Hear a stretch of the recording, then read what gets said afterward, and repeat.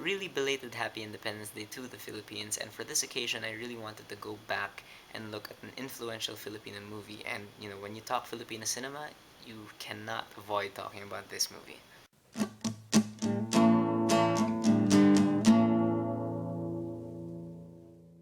Maynila sa mga Kuko ng Liwanag, or in English translated to something like Manila in the Claws of Light, is directed by Lina Broca, written by Clodoaldo Del Mundo Jr.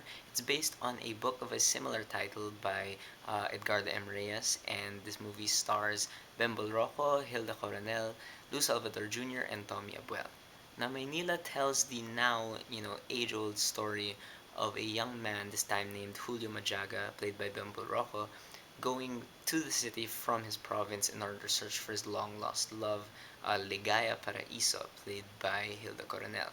And yes, this plot has been done before, it's done to death at this point. It's pretty much a trope already. But the way I view this movie isn't necessarily just, looking for a long lost love. It's really, will you keep on pushing, or will you allow this city to consume you? Now, Maynila sa mga Kuko ng Liwanag is considered one of the greatest, if not the greatest, Filipino movie of all time.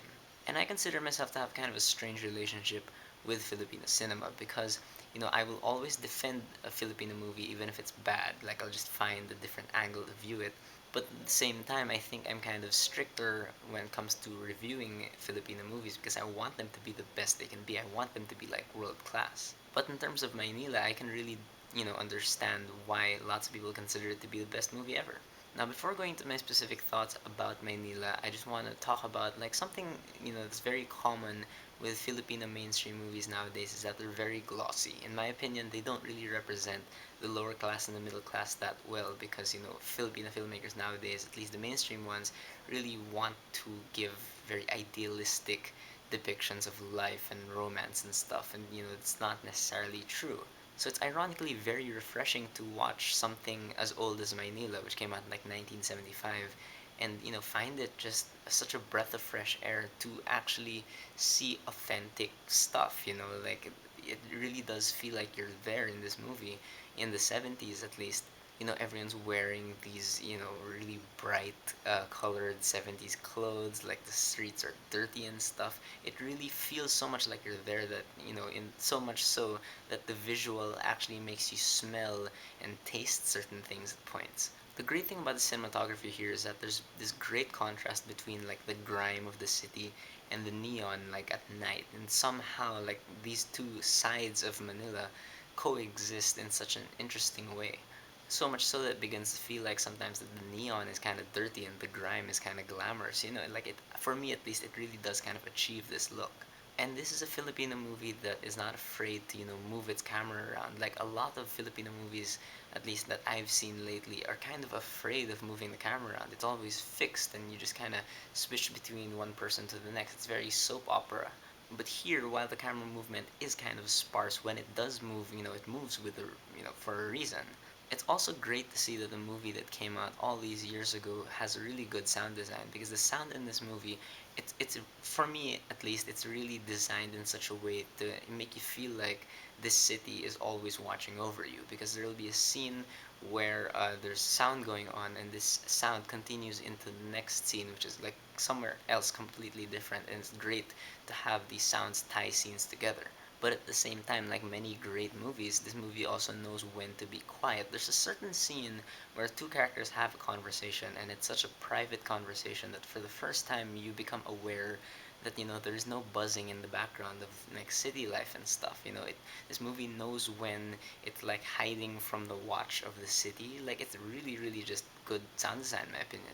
Now, one of my favorite things about this movie is the fact that the dialogue feels extremely natural. Like, there's so many points in this movie where it really does feel like they're just improvising. So the dialogue becomes engaging, not like in an artful way necessarily. It's not like you're listening to the dialogue because, there are great lines and stuff. You listen to the dialogue the same way that you kind of eavesdrop on random people on the street. Like, random chatter, when you think about it, is interesting. But the dialogue is smart in the sense that whatever anyone's saying, it really kind of shows what they think about their lives in this city.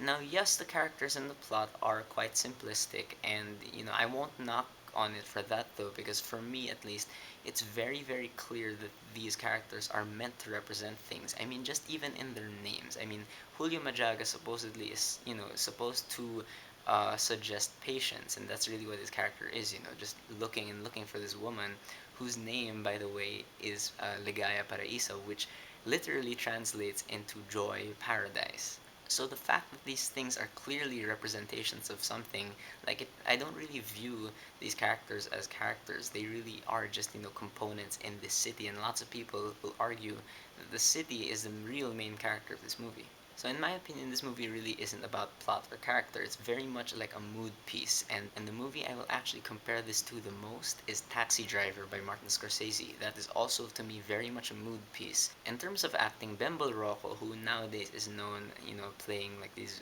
villain roles, and he's always bald and stuff. Like this was one of his very first roles, and I think he's perfectly cast because he looks like the unassuming guy like on the street, and he has this wide-eyed naivety about him. But he doesn't come off as charming. He doesn't come off as a hero. He really is just such a neutral blank slate that you do begin to project yourself onto him. Now, one of the coolest, most innovative things I think about this movie is the fact that, in my opinion, again, just according to my reading, is that it seems like there's an intentional disconnect between characters in this movie. When Julio Majaga is, talking to friends at the construction site where he works at the beginning of this movie and stuff, there is a connection there. There is a friendship, you can tell. However, as the movie progresses, it doesn't feel like, they factor into each other's lives all that much. They all feel very transitory, like they're just kind of floating in and out of each other's lives. Even Julio's relationship with Ligaya, which a lot of it we see through flashbacks and stuff, it never feels like they're completely connected just yet. Like it's almost there, but something is stopping them. And I love that restraint. For once, this disconnect actually really helps. This almost intentional lack of chemistry. This city, this Manila that Lino Bracco wants to present to us really is, interrupting lives and stuff. And since I mentioned Lino Brocka, I guess we can talk about his directing. His directing this movie is amazing. Again, the way he just portrays this disconnect, I think, is very, very smart, risky move. And he really knows when to make things unsettling. Just like Martin Scorsese in Taxi Driver, like a lot of this movie is quite slow. It's very contemplative, but when violence hits and really shocking moments, it really does become very, very unsettling. And the greatest thing probably Lino Brocka does in this movie is the way he portrays Manila. And because the way I've been talking about it for the past few minutes, it seems very cynical, and I don't want to think that he views Manila as just like this cynical hellhole or anything. Like he really clearly explains it as a place where you have to fight for it. You have to fight for food, you have to fight for a good livelihood, you have to fight for your own happiness. You can't just come in here looking for you know your paradise, your joy, like this woman. It is kind of a cynical message, I guess, but I think it's very realistic, and that's the reason why I think this stands the test of time, why it still resonates with audiences up to today, why it's recognized as one of the greatest movies in Filipino cinema. It's because the messages it delivers is very, very relatable. It's very, very real. It's the fact that this paradise is attainable, but you really do have to fight for it. It's so hard. Now, in terms of my problems with this movie, I only really have one problem, although it was present throughout the entire running time. It's that a lot of the cuts in this movie, like a lot of the editing, feels too abrupt. And I get what they're going for. I get that this movie is supposed to feel very episodic. It's not like there's this whole thread going throughout it. It's really just vignettes. But a lot of the time, it does feel too abrupt. Like I would have wanted some of the momentum to move from one scene to another. But other than that, Maynila sa Mga ng Liwanag is an awesome movie. Like, if you have not seen it yet, definitely check it out. It is quite art housey, again, just like Taxi Driver, so be prepared for something kind of slowish when you watch it. But take note, yes, Maynila is a very, very dark movie at points. It's very cynical at certain points. However, just take note, even if people consider it to be the greatest movie in Filipino cinema, don't it doesn't mean that it represents all of Filipino cinema. Like any other movie scene from any other country, this is just one aspect of it. There's so many parts to Filipino cinema, and I really, really just want to share that with people. That is my review of Maynila sa Mga ng Liwanag. Have you guys seen it? What do you think about it? Whether you loved it or you hated it, whether you agree with me or not, please leave me a comment. Let's have a conversation.